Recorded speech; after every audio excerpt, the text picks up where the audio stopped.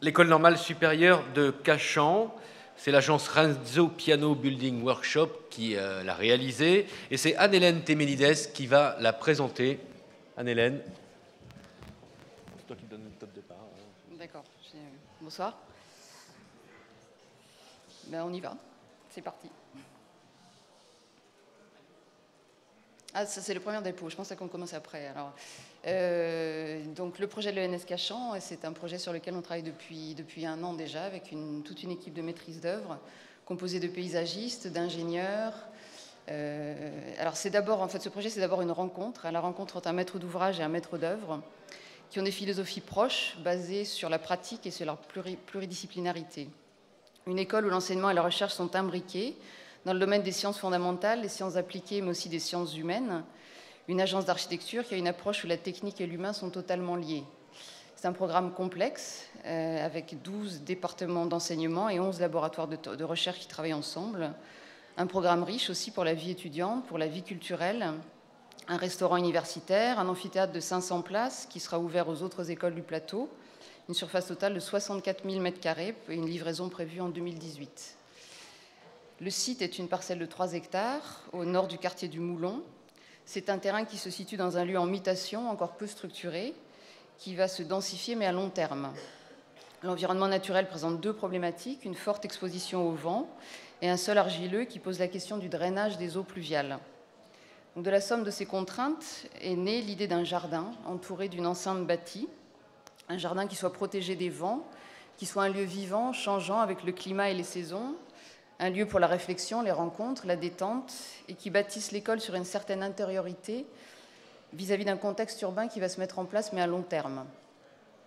Donc cette intériorité sera perméable, les rez-de-chaussée seront transparents, ouverts sur la rue, avec des vues sur le jardin, les activités de l'école.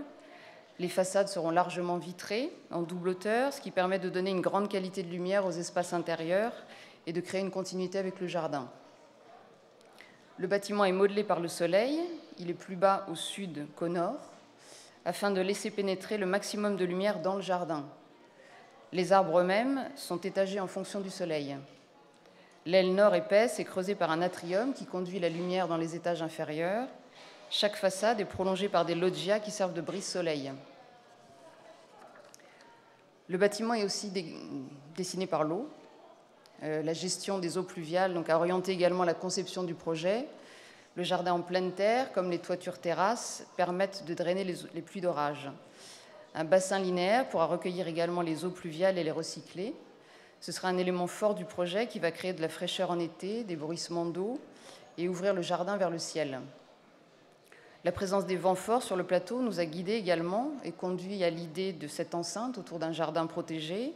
Le jardin crée un microclimat où les végétaux eux-mêmes servent à modérer les désagréments du vent. Les façades auront une porosité contrôlée qui permettra de ventiler les espaces naturellement. Au sein du bâtiment, la vie s'organise en plusieurs strates de vie. En rez-de-chaussée, donc, on a placé les fonctions les plus ouvertes au public, ouvertes sur le quartier. Le niveau 1 sera le niveau le plus animé de l'école. Et au fur et à mesure qu'on s'élève, on trouve les sphères les plus confidentielles, en fait, des laboratoires, des salles de TP, des bureaux. Le rez-de-chaussée donc, accueille les fonctions en lien avec le futur quartier. Sur le deck au sud, qui sera l'axe principal de circulation, on a placé le pôle d'accueil, le restaurant universitaire, le café aussi et la bibliothèque. À l'est, la café de cocarde, qui sera le lieu majeur de la vie étudiante. Et au nord, un grand hall qui pourra accueillir des expositions et des événements qui rythment la vie du bâtiment. Au niveau 1, donc une rue haute ceinture tout le périmètre du bâtiment. Cette rue accueille la majorité des salles d'enseignement, les amphithéâtres, les espaces de conférence. Ce sera l'étage le plus animé. Et une passerelle transversale relie le nord au sud et permet de franchir le jardin à hauteur de feuillage. Côté nord, la rue s'élargit en un vaste atrium de 2500 m² par 15 mètres de hauteur, qui sera éclairé zénitalement par une longue verrière. Ce sera un lieu idéal pour des manifestations de grande ampleur, telles que des expositions, des forums, mais aussi des fêtes comme le gala actuel de l'école.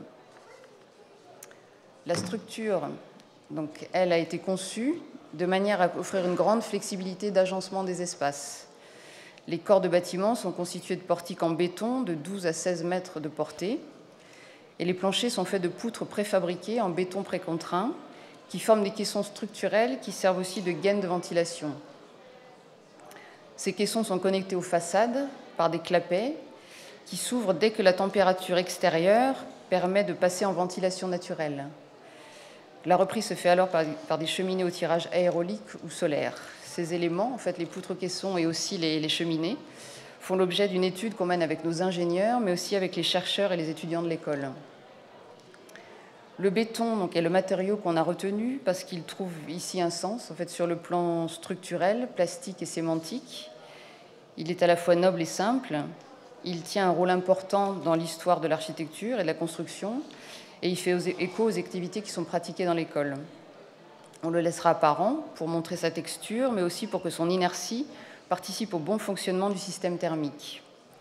La massivité du béton dialoguera avec la transparence du verre, qui sera irisée par des reflets du jardin, les variations du ciel et des nuages. Une double peau vitrée habillera les façades nord et sud pour les protéger des vents dominants et des bruits générés par le futur boulevard urbain et le deck. Un des lieux emblématiques de l'école sera son amphithéâtre de 500 places, situé à l'entrée en surplomb de l'accueil. Il accueillera les étudiants de l'ENS, mais pourra être utilisé aussi par des autres acteurs du plateau. Il sera prolongé par un foyer donnant à la fois sur le deck et sur le jardin. Et sa sous-face dessine un préau en fait, qui pourra être utilisé pour d'autres activités comme le sport, la musique ou le cinéma en plein air. À côté de l'amphithéâtre, la Fabrica sera également un élément actif de la vie de l'école et du quartier. C'est un lieu culturel conçu comme une petite machine qui pourra accueillir différentes formes de spectacles.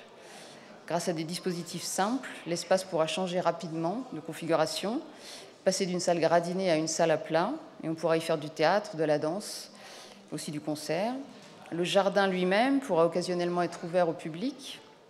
Par la variété de ses essences, de ses senteurs, ses couleurs, on cherche à en faire un lieu étonnant, poétique, avec des ambiances différentes selon les activités qu'il prolonge, tantôt un jardin de loisirs, un jardin de festivités, ou tantôt un lieu de repos, de méditation. Il accompagnera la vie de l'école et participera à son identité. Donc voilà brièvement le projet tel qu'il est aujourd'hui. On est actuellement dans une phase d'approfondissement qu'on mène avec notre maître d'ouvrage, nos ingénieurs, avec les enseignants, les chercheurs et les étudiants de l'ENS. On travaille avec eux pour concevoir leur nouvelle école, avec en tête la volonté de bâtir un outil idéal pour leur enseignement, leurs études, mais aussi pour le lien social et l'échange. On cherche à créer un lieu qui soit fertile pour toutes les formes de culture et qui nourrisse aussi la vie du futur plateau de Saclay.